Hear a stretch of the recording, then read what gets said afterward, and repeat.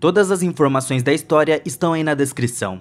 Um vírus desconhecido matou a maior parte dos habitantes do planeta. Um homem acorda em uma enorme vala repleta de 1000 corpos em decomposição, de onde parece impossível escapar. Mesmo se conseguir, já deu tudo errado.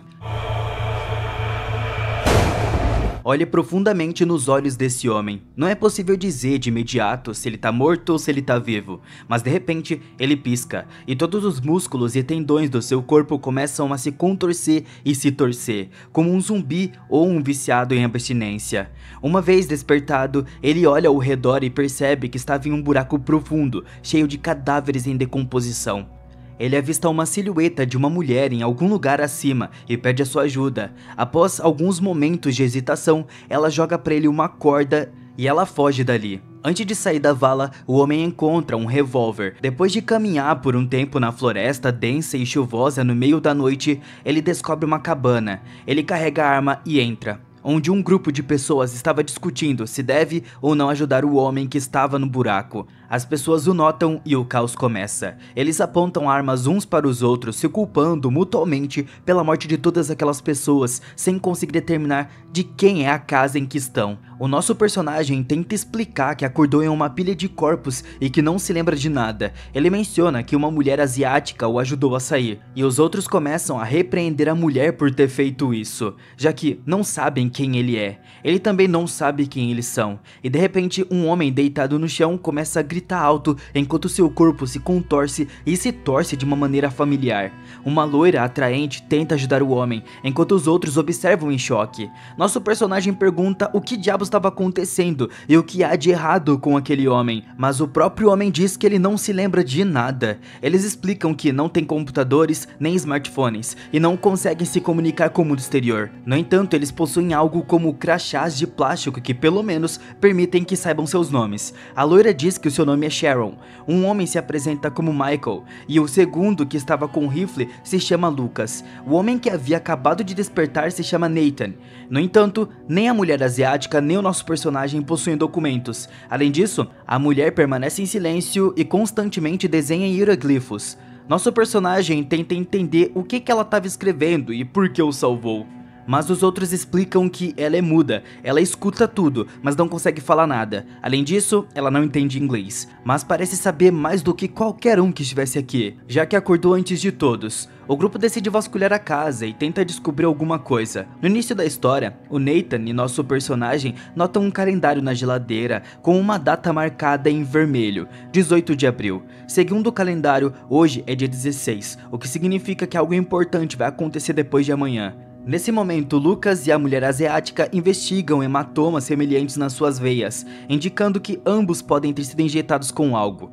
Enquanto isso, o Michael encontra um armário cheio de armas e munições, e o grupo decide se armar para qualquer eventualidade. Sharon leva nosso personagem para os chuveiros, sugerindo que ele tome um banho após tanto tempo nos corpos em decomposição. E sozinho no chuveiro, ele tem os seus primeiros flashbacks estranhos. Ele tenta lembrar quem é, qual o seu nome ou o que estava para acontecer no dia 12, mas sem sucesso. De repente, alguém grita que a mulher asiática fugiu para a floresta. O Michael e Nathan ficam para guardar a casa. Enquanto isso, o restante do grupo investiga a biblioteca. O Nathan acaba descobrindo que ele sabe latim e entende termos médicos, enquanto o Michael percebe que tem habilidades instintivas, como carregar armas rapidamente. Na floresta, nosso personagem se lembra de ter carregado um cadáver com uma tatuagem de escorpião. Eles encontram o corpo de um homem amarrado a uma árvore com um arame farpado. Olhando ao redor, eles percebem que não é um único corpo ali. Um grito de uma mulher ecoa e eles correm na direção. Encontram uma cabana pequena, onde eles conseguem ver a mulher asiática alimentando outra pessoa amarrada como um animal. A mulher grita furiosamente que nosso personagem usou a sua filha, e ele é forçado a derrubá-la com a coronha do rifle. Eles notam uma câmera de segurança CCTV indicando que há possível existência de um ponto de controle. Na manhã seguinte, o grupo decide voltar à floresta. Michael e a mulher asiática permanecem de guarda. De repente, eles escutam um grito angustiante vindo da floresta. O Michael tenta ajudar um homem amarrado com um arame farpado, mas o homem o ataca, enforcando ele com um arame e cravando uma estaca de madeira no seu pescoço. Enquanto isso, o restante do grupo encontra uma pilha de galhos, onde descobrem 2 carros funcionando. O Lucas encontra uma foto em um dos carros, mostrando todos eles, exceto o nosso personagem.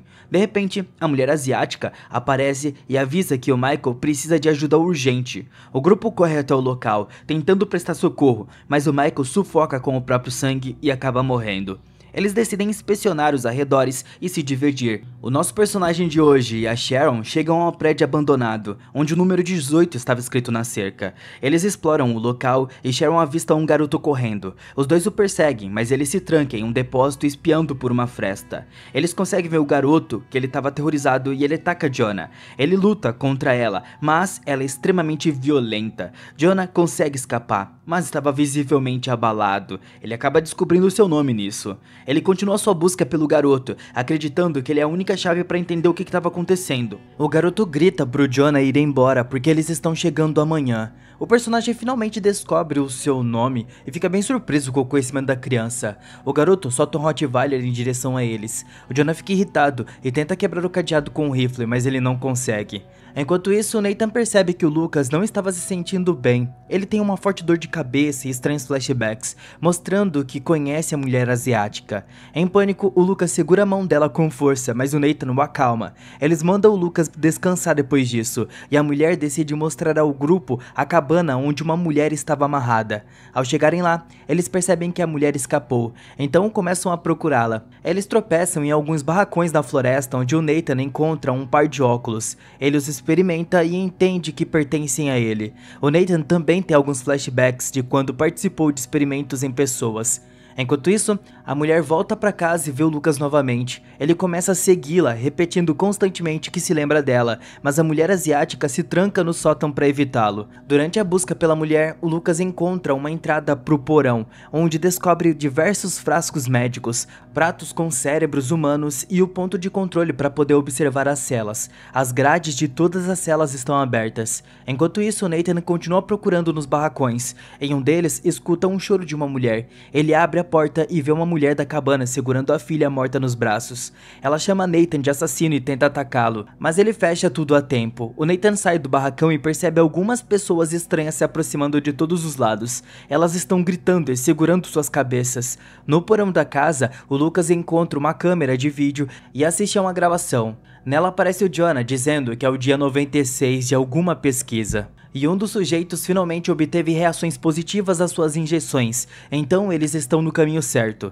Embora havia um efeito colateral, perda de memória. Segundo ele, os sujeitos perdem a consciência e quase morrem no início, mas depois de recobrarem a consciência, não lembram de nada. O Lucas e a mulher asiática estão entre os sujeitos no vídeo. Enquanto isso, Jonah e Sharon voltam para casa onde o Lucas, armado e furioso, os espera. Ele aponta o rifle pro Jonah e grita que tudo isso é culpa dele, porque ele experimentou com eles. Há gravações em vídeo que provam isso. Sharon exige explicações do Jonah, mas ele responde que ainda não lembra de nada. O Lucas então deixa Sharon assistir a gravação e com lágrimas nos olhos, ela toma o lado dele. O Jonah tenta se justificar, mas o Lucas o derruba com uma coronha do rifle. Ao acordar, o Jonah descobre que o Lucas o arrastou até o buraco com os corpos e o jogou lá. Ele abre caminho através dos corpos e vê a garota com a tatuagem de escorpião.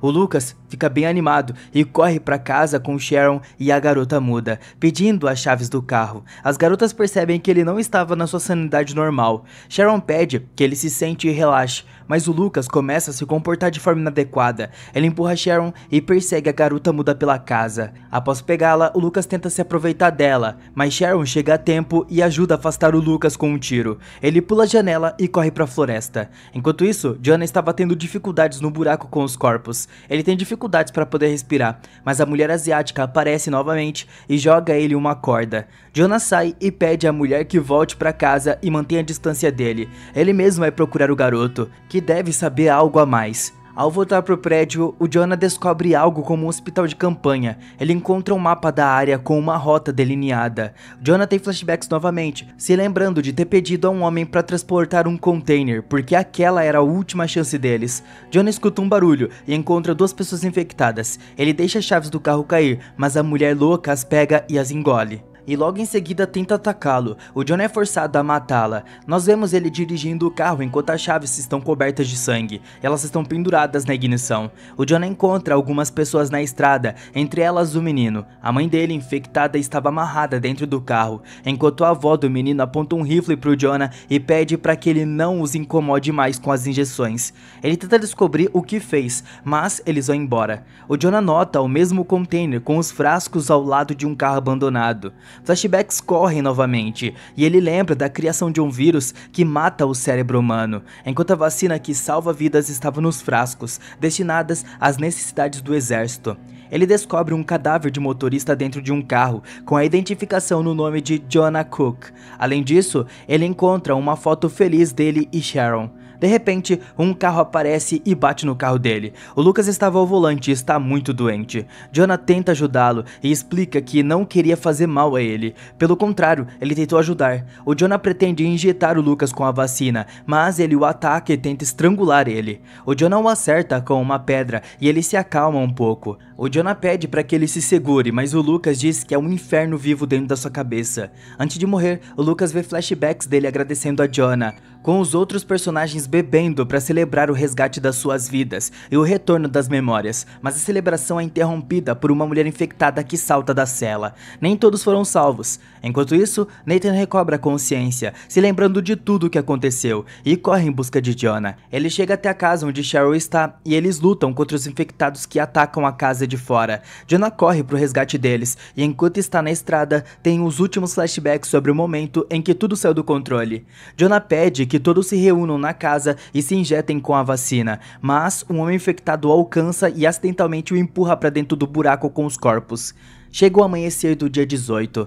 O Nathan e Cheryl continuam a lutar contra os infectados e Jonah corre para ajudá-los. O som de helicóptero surge à distância e os infectados morrem um por um. Nathan de repente lembra que a operação de resgate deveria chegar no dia 18. Ele tenta avisar as forças militares de que estão vivos, pedindo para que não atirem, mas o grupo armado tem a ordem de não deixar sobreviventes. Então eles matam o Nathan, Jonah e Sharon, que ficam horrorizados. Tentando se esconder, a garota muda se esconde com sucesso na floresta. A Sharon sente o desconforto durante o caminho e percebe que foi esfaqueada pela mulher infectada da cabana.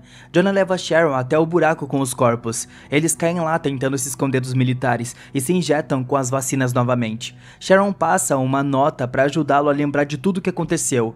As forças militares aparecem e jogam novos corpos no buraco, sem perceber os sobreviventes. Jonah recobra a consciência e algum tempo depois não se lembra de nada novamente, enquanto a nota se perde entre os corpos. Ele se vira do corpo de Sharon, encontra a arma no bolso e tenta sair de lá.